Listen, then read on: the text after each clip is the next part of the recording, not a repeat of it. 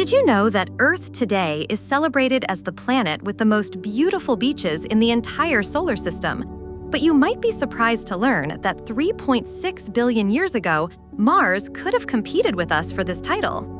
Let's imagine this moment with me. You are standing on a beach of copper-red sand, the sun slowly setting on the horizon. Dark waves gently lap at your feet. And as you look up at the twilight sky, the two moons, Phobos and Deimos, are shining brightly. Sounds like science fiction, right? But that could have been the reality on Mars billions of years ago. Actually, the idea of a Martian ocean has been around for decades. It's not a new discovery. But what makes it special is that it has always sparked intense debate within the scientific community. And now, a new discovery from China's Zhurong Rover could completely change how we see the red planet. This might just be the final piece of the puzzle we've been looking for. So where does the story begin? Let's go back in time to the 1970s. Back then, NASA's Viking probes first sent back images of the Martian surface. And what did scientists see? They saw long, winding channels, just like massive, dried-up rivers. They saw vast plains that looked as if they had been swept by floods, leaving behind traces of powerful currents. These clues sparked a bold hypothesis. Did liquid water once cover a large part of Mars's surface? Were there once vast oceans on this red planet? But in science, a hypothesis is never the final answer. For decades to follow, the scientific community fiercely debated this issue. There were two distinct camps. One side, the believers in the ocean theory, argued that these geological features could only have been created by water. The other side, the skeptics, argued that it could all be the result of lava, wind, or other erosion processes. They asked, how could liquid water exist on such a cold planet, especially when the sun, billions of years ago, shone with only 75% of its current intensity?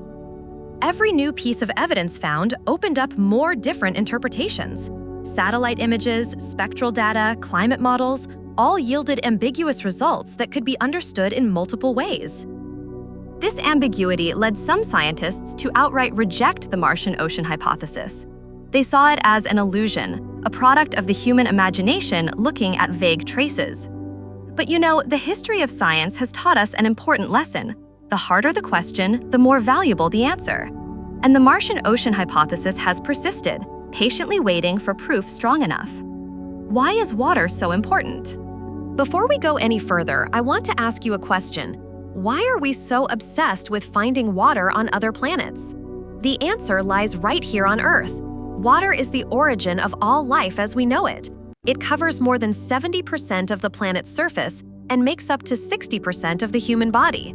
Every drop of water flows through rivers and streams, gathers into seas, and nurtures every form of life, from the smallest bacteria to the most complex organisms.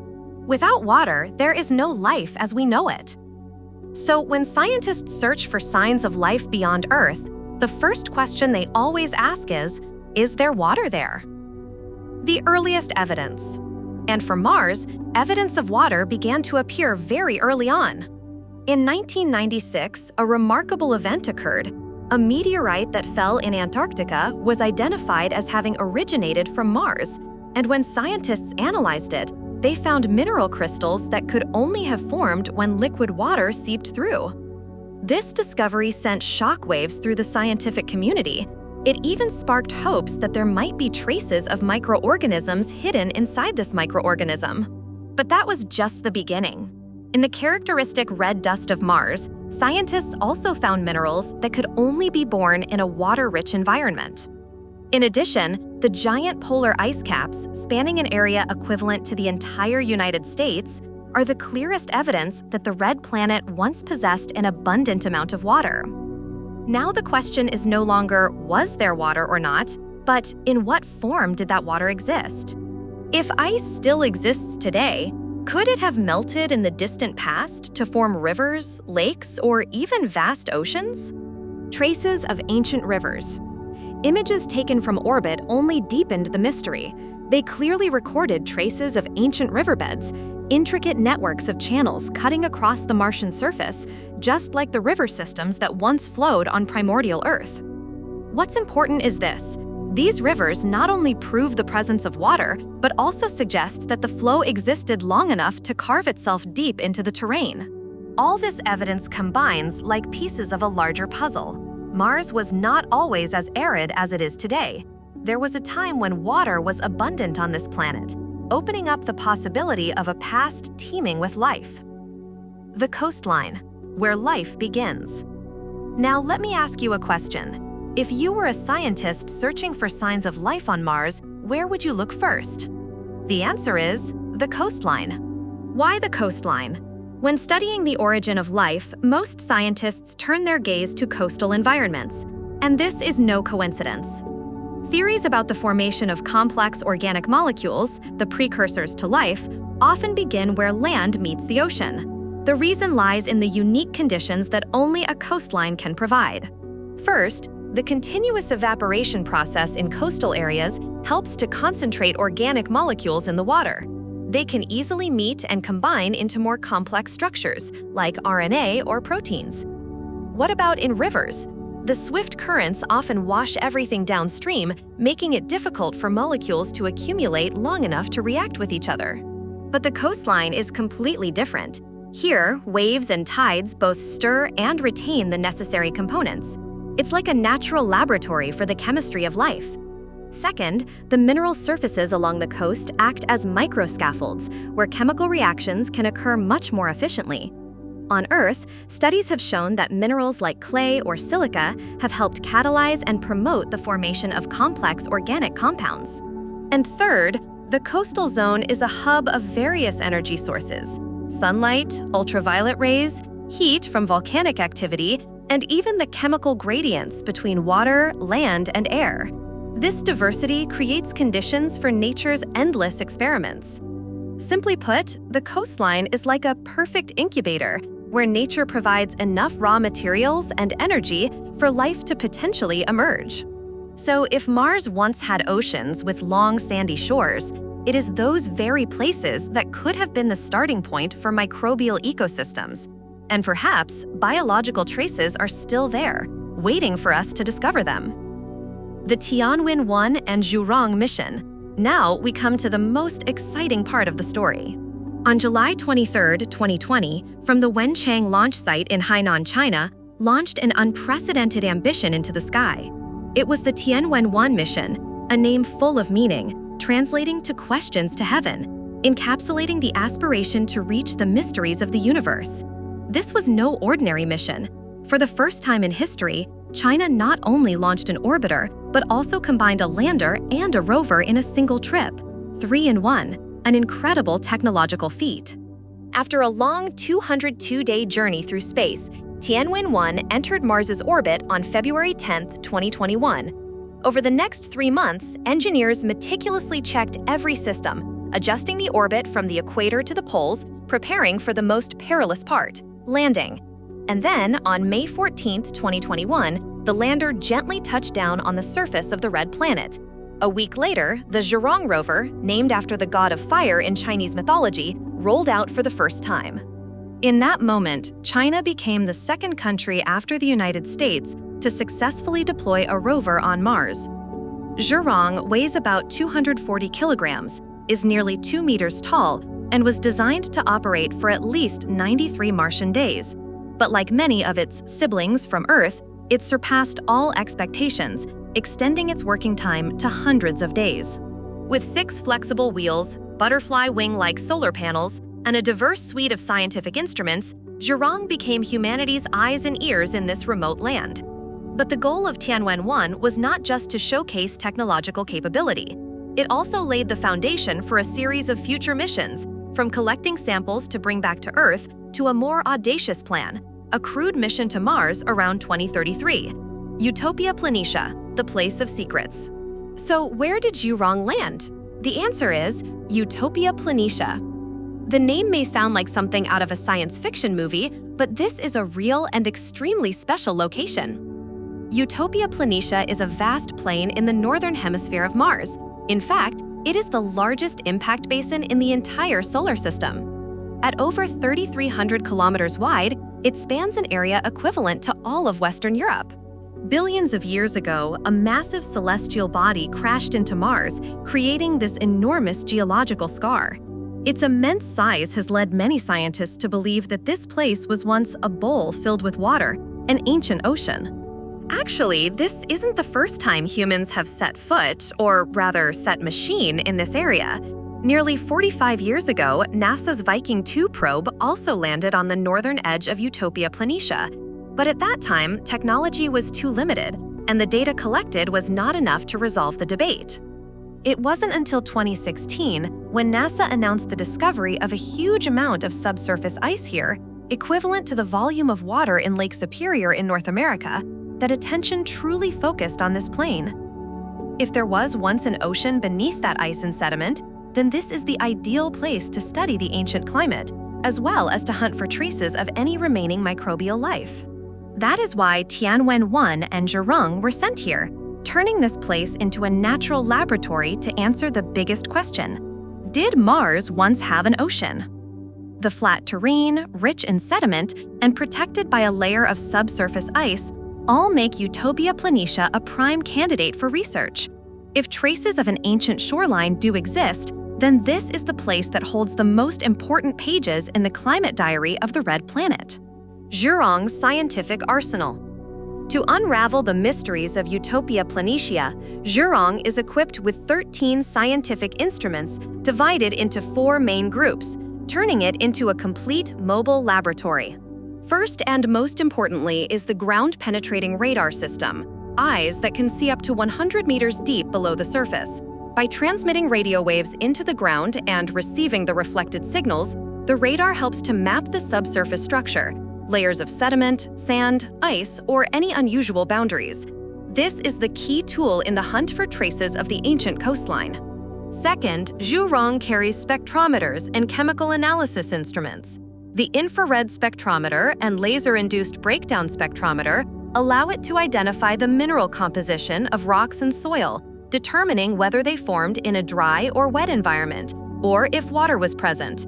This allows scientists to reconstruct the geological story of each soil sample.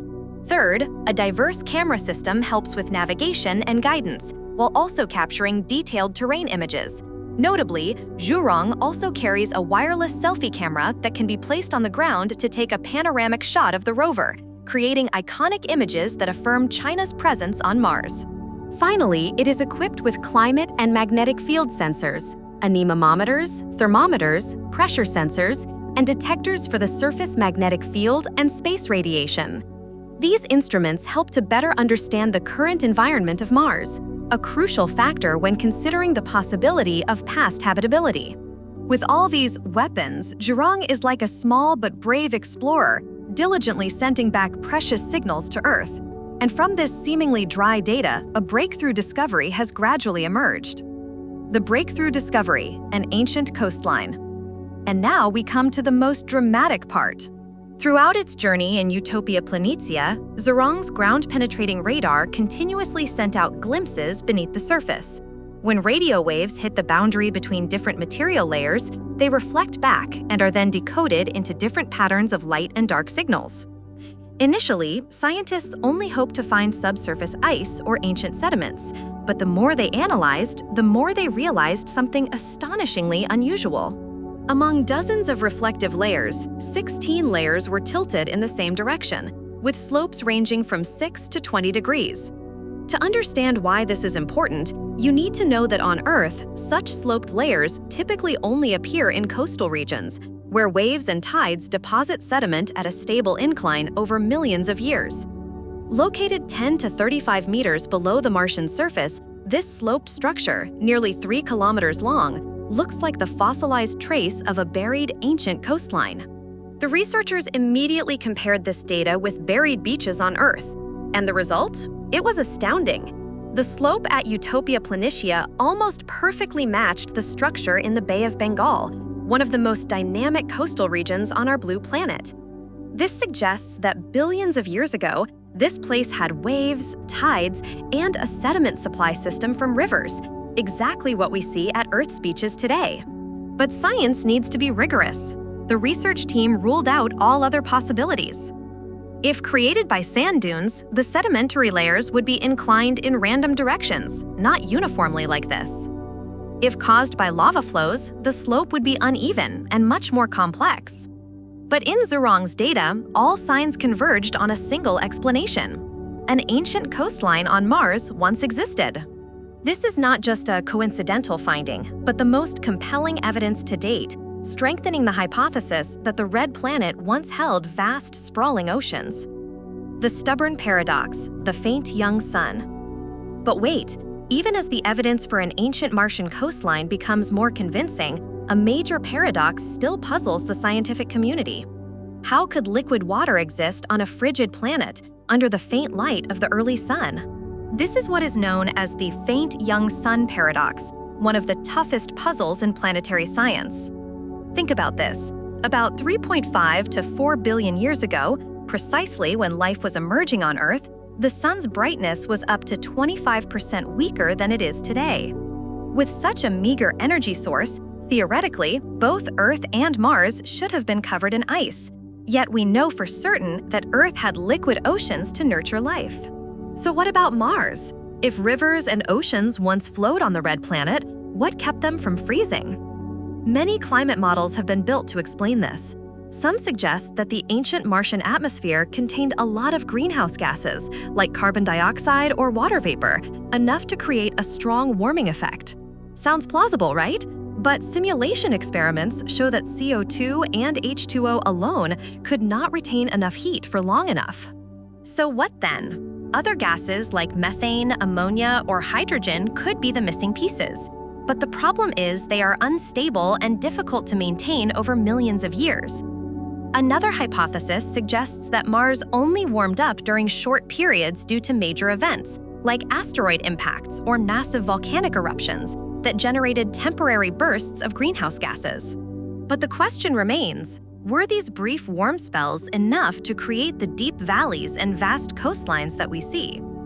Therefore, the faint young sun paradox still hangs like an unsolved riddle. It forces scientists to reconsider their entire understanding of ancient climates, not just of Mars, but of Earth as well. And perhaps, when we solve this paradox, we will take a giant leap forward in understanding why life could emerge or disappear on the planets in our solar system. Where did the water go? Now, another question arises. If Mars once had an ocean stretching for millions of square kilometers, the biggest question is, where did all that massive amount of water go? This is the key mystery that determines the habitability of the red planet. There are two main hypotheses. The first hypothesis suggests that most of the water escaped into space. When Mars lost its global magnetic field, its thin atmosphere was no longer strong enough to protect it from the solar wind. Water molecules were broken apart, and the light hydrogen escaped into the cosmos, leaving behind a barren planet. Sounds sad, right? But there's some good news. The second hypothesis suggests that the water is still there, but locked away deep in the ground and in the polar ice caps. Subsurface ice lakes, layers of sediment rich in water-bearing minerals, these could be the hiding places for the water that once formed the ancient ocean. If this hypothesis is correct, what does that mean? It means that water is still on Mars, waiting for humans to exploit and use it for future missions. Are there still traces of life? And the second question is no less important. Did life ever exist in that environment? If so, traces of microorganisms could still lie deep within the sediment layers, waiting for a mission sophisticated enough to excavate them. This is precisely why space agencies today are aiming to bring samples from Mars back to Earth. NASA and ESA, the European Space Agency, have planned such a mission for the late 2020s, although it currently faces budget challenges. China has also announced its intention to carry out a separate sample return mission, possibly between 2030 and 2033. And further into the future, even more audacious ideas are emerging, building a crewed base on Mars. Although still a distant prospect, understanding how much water the red planet once had, where it is now, and how it disappeared is the key for humanity to calculate the feasibility of long-term survival on this planet. The future, the next missions. These questions do not yet have final answers, but from the data Zhurong has sent back, From the observations of orbiters, everything is bringing us closer to rewriting the history of Mars's climate and possibly the history of life in the universe. Think about this.